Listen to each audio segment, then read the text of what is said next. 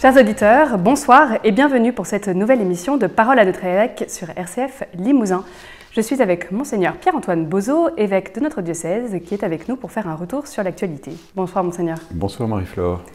Alors Monseigneur, vous avez passé 5 jours la semaine dernière à Lourdes avec les jeunes confirmants de notre diocèse. Comment est-ce que vous avez vécu ce temps fort? Eh bien, nous avons été très mouillés par la pluie du ciel, et il faisait froid et pluvieux, mais on a été très mouillés aussi, je pense, par la grâce.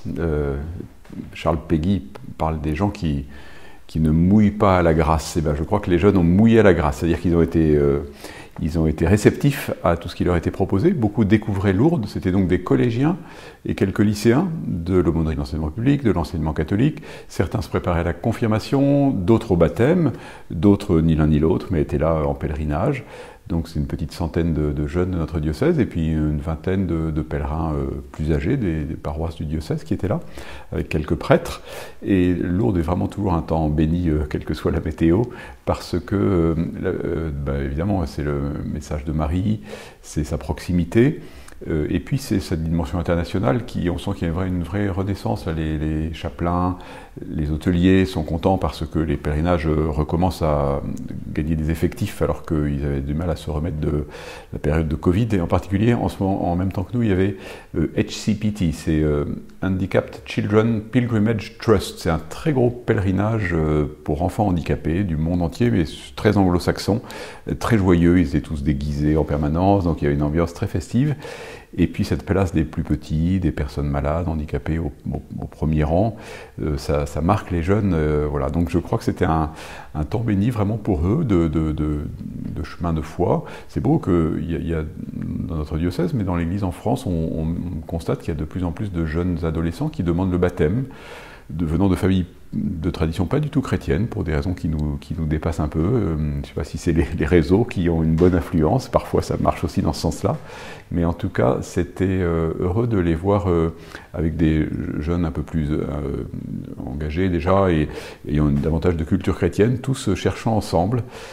C'était un temps béni, et puis les quelques adultes qui étaient là, parce que c'était quand même une ambiance plutôt assez joyeuse et festive, les quelques adultes qui étaient là se sont laissés aussi porter. D'habitude on se plaint qu'il n'y ait pas suffisamment de jeunes dans l'église, là il n'y avait pas suffisamment de vieux pour faire le contrepoids, et du coup c'était assez beau de voir que les personnes plus âgées qui étaient là ont été aussi un peu tirées par cette vitalité des jeunes chrétiens. Donc je rentre de là heureux de cette belle expérience.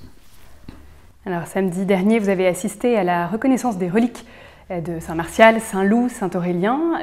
Précédemment encore, vous avez été au Dorat. Alors comment est-ce que vous vivez le fait de pouvoir être aussi proche de nos saints limousins ? Eh bien, j'essaie de m'accoutumer à cette proximité à travers leurs reliques. C'est quelque chose d'un peu étrange et un petit peu dépaysant, mais finalement qui, une fois qu'on a dépassé le côté précisément étrange, dit que c'est ce que vous venez de citer, donc des évêques de Limoges pour Martial, Loup et Aurélien, et puis Sainte Valérie aussi dans les saintes limousines, sont vraiment au fond, ce que leur relique dit, c'est qu'ils ont vécu en chair et en os ici, et pas maintenant, mais ici, il y a quelques siècles, et que donc c'est beau d'essayer de s'imaginer ce qu'a été leur vie de foi, leur vie de sainteté, comment ils l'ont acculturé, accoutumé à leur propre culture, à leur propre époque, et comment nous on peut faire la même chose maintenant, en essayant d'être des chrétiens avec le même message. C'est le même évangile qu'on a hérité, qu'on a reçu d'eux, qui nous ont transmis, mais qu'il faut vivre dans une autre culture, sous d'autres cieux.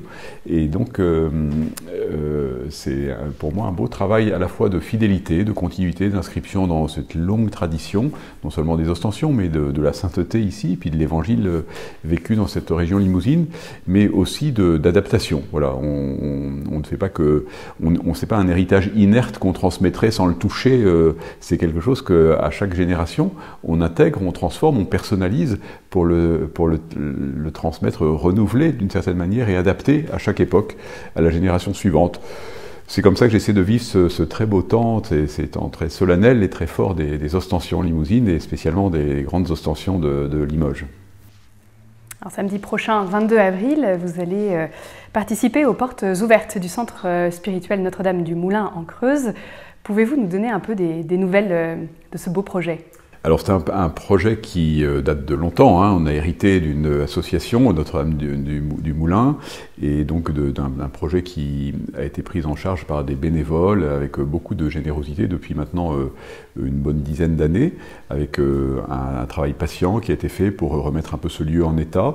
Et puis aujourd'hui peut-être on passe un peu à la vitesse supérieure parce que davantage de personnes y sont engagées, en particulier un prêtre eudiste, le père Gilles Rousselet, qui est le curé de la paroisse Saint-Jean en Limousin, autour de Bourganeuf, à mi-temps, et qui dans son autre mi-temps est consacré à ce centre spirituel qui lui tenait à cœur. Il avait été appelé là par Jean-Luc Bourgois, qui était un des initiateurs, sinon l'initiateur de ce projet de Notre-Dame du Moulin.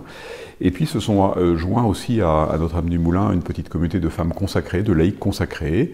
2 couples, 2 familles se sont installés sur place.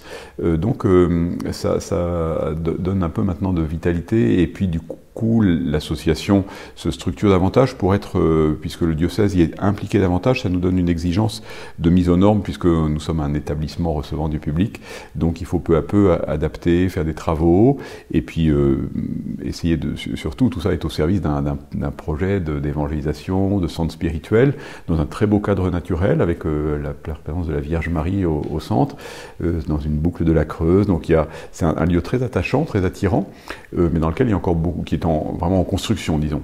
Donc il n'est pas encore dans sa vitesse de croisière pour pouvoir accueillir abondamment du public. Et donc on est encore dans la phase de travaux, de mise aux normes, d'aménagement paysager, on essaie de remettre en état un moulin qui est sur la Creuse, qui doit produire de l'électricité. C'est assez heureux qu'on puisse utiliser une énergie renouvelable comme ça. Voilà, donc c'est un projet à la fois au plan pratique, juridique, matériel, qui est en pleine effervescence, mais aussi au plan spirituel. Donc il se succède ici beaucoup de propositions de retraite, de récollection, de temps de soirées de guérison, de lieux de formation. Et puis aussi Notre-Dame du Moulin accueille des groupes qui le demandent, l'équipe Notre-Dame, des animateurs d'aumônerie, des jeunes. Donc on a de la chance d'avoir dans la Creuse ce lieu près du Moutier d'Ahun. Donc je rends grâce pour cela, et ces journées portes ouvertes sont destinées à faire connaître un peu le lieu, et puis aussi peut-être attirer des bénévoles. Il y a beaucoup besoin de gens qui s'engagent à son service, donc j'espère que ça portera des beaux fruits.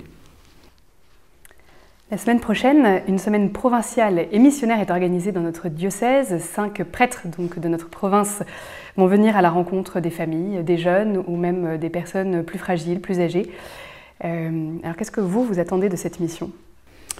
Alors c'est une drôle d'expérience, parce que évidemment il n'y aura pas que des prêtres, mais le principe du départ, c'est que les 5 évêques de la province de Poitiers ont décidé de travailler davantage ensemble dans cette perspective missionnaire, et donc chacun envoie un prêtre pour une mission dans un diocèse à tour de rôle. Alors on avait choisi que 2023 ce soit dans le diocèse de Limoges, puisque c'est l'année ostensionnaire et que ça permet autour de cet événement de foi populaire des Ostensions, qui demande vraiment à être toujours évangélisé, de profiter de cette opportunité. Voilà.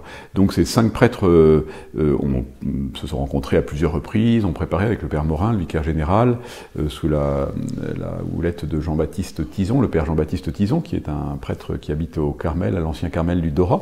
Et donc leur but, c'est d'essayer autour du thème des Ostensions, de parler de la sainteté aux jeunes générations, et puis de rencontrer les gens qui sont impliqués dans les Ostensions en étant, comme c'est souvent le cas, souvent au seuil, sinon un peu éloigné de l'Église, pour faire de ces Ostensions l'occasion d'une rencontre entre les gens du seuil et les gens de l'intérieur, pour parler de Jésus, pour parler de la sainteté, de l'attrait de la sainteté.